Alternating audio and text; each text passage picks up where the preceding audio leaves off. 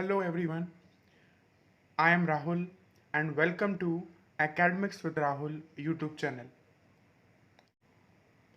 अगर आप मेरे चैनल पर पहली बार आए हो तो इस चैनल को सब्सक्राइब करें और बेल आइकन को दबाइए ताकि इस तरह की यूज़फुल वीडियोस मिले आपको सबसे पहले। ये हिस्ट्री चैप्टर 1 का पार्ट 2 है। अगर आपने पार्ट 1 नहीं देखा है तो डिस्क्रिप्शन में पार्ट 1 की लिंक है, वहाँ से जाके पहले पार्ट 1 देख लें। How do we periodize? In 1817, James Mill, a Scottish economist and political philosopher, published a massive 3-volume work, A History of British India.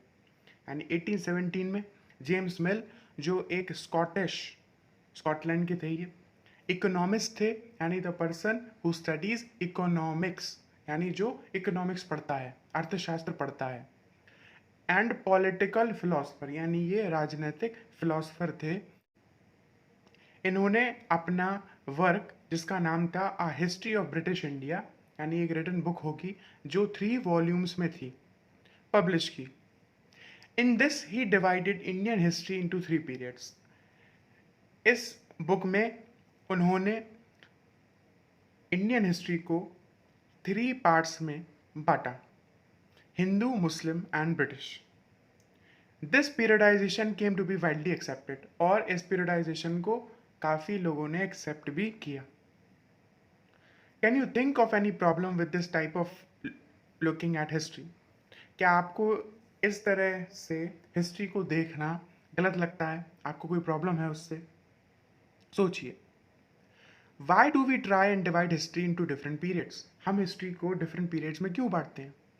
We do so in an attempt to capture the characteristics of a time, its central feature as they appear to us.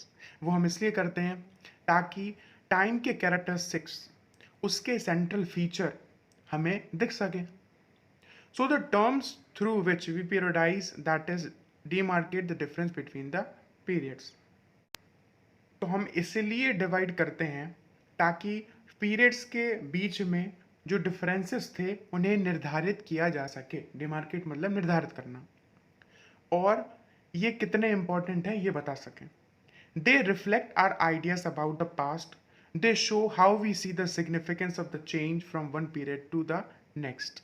ये क्या reflect करता है? हमारे ideas past के बारे में, और साथ ही ये शो करता है कि ये जो चेंज हुए हैं एक पीरियड से दूसरे पीरियड में, वो कितने सिग्निफिकेंट थे, यानी कितने इंपॉर्टेंट थे।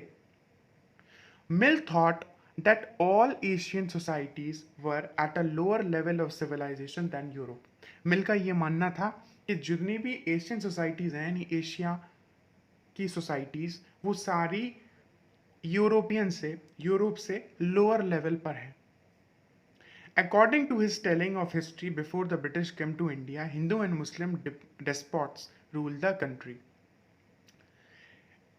मिल के अकॉर्डिंग ब्रिटिशर्स के इंडिया में आने से पहले हिंदू और मुस्लिम्स ही कंट्री को रूल करते थे। यहाँ पर काफ़ी सारा रिलीजियस इंटॉलरेंस था, कास्ट टैबूज थे और सुपरस्टिशियस प्रैक्टिसेस थी। रिलीजियस इंटॉलरेंस का मतलब कुछ ऐसी प्रैक्टिसेस रिलीजन की जो कि इनटॉलरेबल हो, यानी असहनीय हो। हमने सती के बारे में पढ़ा है, वो भी एक रिलीजियस इंटॉलरेंस था। कास्ट टैबूज यानी जातिवाद, जाति के बेसिस पे जो कि टैबूज थे, और सुपरस्टिशियस प्रैक्टिसेस यानी अंधविश्वास, ऐसी जो प्रैक्टिसेस उस टाइम पे डोमिनेटिंग थी, यानी काफ़ी ज़्यादा थी।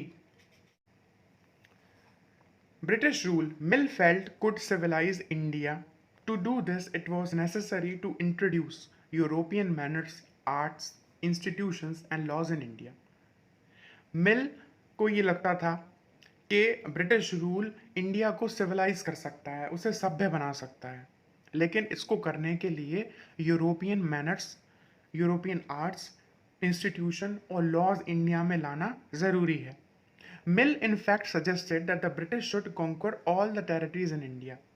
मिल ने ये भी सजेस्ट किया था कि ब्रिटिश को सारी टेरिटरीज यानी इंडिया की जितनी भी टेरिटरीज जितनी भी जगह है वो सारी कॉन्कर कर लेनी चाहिए, यानी उस पर कंट्रोल कर लेना चाहिए। और ये कंट्रोल इसलिए करना चाहिए ताकि लोग हैप्पी रहें और लोगों में इनलाइटमेंट हो, यानी वो जानकार बन सकें, शिक्षित बन सकें। इनलाइटमेंट मतलब होता है जानकारी और शिक्षा, यानी वो इनलाइटमेंट हो सके उनका। For India was not capable of progress without British rule, क्योंकि ब्रिटिश रूल के बिना इंडिया प्रोग्रेस नहीं कर सकती थी, ऐसा मिल का मानना था। In this idea of history, British rule represented all the forces of progress and civilization. The period before British rule was one of darkness. Can such a conception be accepted today? इस history के idea के according, जो कि मिल का idea था, British rule represented all the forces of progress. उसका मानना था कि ब्रिटिशर्स ही थे जो कि सिविलाइजेशन ला रहे थे और प्रोग्रेस ला रहे थे इंडिया में। उसके अकॉर्डिंग, मिल के अकॉर्डिंग, ब्रिटिश रूल के पहले इंडिया में डार्कनेस थी, यानी वो पीरियड कैसा था, डार्कनेस का था, कुछ भी प्रोग्रेस, सिविलाइज्ड लोग नहीं थे। पर क्या ऐसा कंसेप्शन आज एक्सेप्ट कर सकते हैं? Can such conception be accepted today? क्या हम ऐसा कंसेप्शन, ऐसा मानना आज मान सकते हैं? In any case can we refer to any period of history as Hindu और मुस्लिम? क्या हम किसी पीरियड ऑफ हिस्ट्री को हिंदू या मुस्लिम कह सकते हैं? Did not variety of faiths exist simultaneously? क्योंकि हम जानते हैं कि इन पीरियड्स में फेथ्स यानी किसी रिलीजन के भी फेथ्स हों वो साइमल्टेनियसली एक साथ ही एग्जिस्ट करते थे उस टाइम पीरियड में। Why should be characterised an age only through the religion? तो क्या ज़रूरत है कि हम किसी भी एज को, किसी टाइम पीरियड को, हिस्ट्री को किसी रिलीजन से कैरेक्टराइज करें? To do so is to suggest that the lives and practices of others do not really matter. You should also remember that even rulers in ancient times did not share the same faith. यानी कि इसका मतलब ये नहीं कि दूसरों की lives, उनकी प्रैक्टिसेस इंपॉर्टेंस नहीं रखते, वो मैटर नहीं करते। यानी जो एंशियंट टाइम, एंशियंट इंडिया के रूलर्स थे वो भी सेम फेथ को शेयर नहीं करते थे। Moving away from British classification, historians have usually divided Indian history into ancient, medieval and modern. तो अगर ब्रिटिश क्लासिफिकेशन से हम किसके तरफ आए, हिस्टोरियंस की तरफ, तो जो इंडियन हिस्ट्री को हिस्टोरियंस ने डिवाइड किया है, उन्होंने एंशियंट, मिडाइवल और मॉडर्न हिस्ट्री में डिवाइड किया है। This division too has its problem, लेकिन इस डिवीजन की भी कुछ प्रॉब्लम्स हैं। It is a periodization that is borrowed from the West, where the modern period was associated with the growth of all the forces of modernity, science, reason, democracy, liberty, equality. While medieval was a term used to describe a society where these features of modern society did not exist.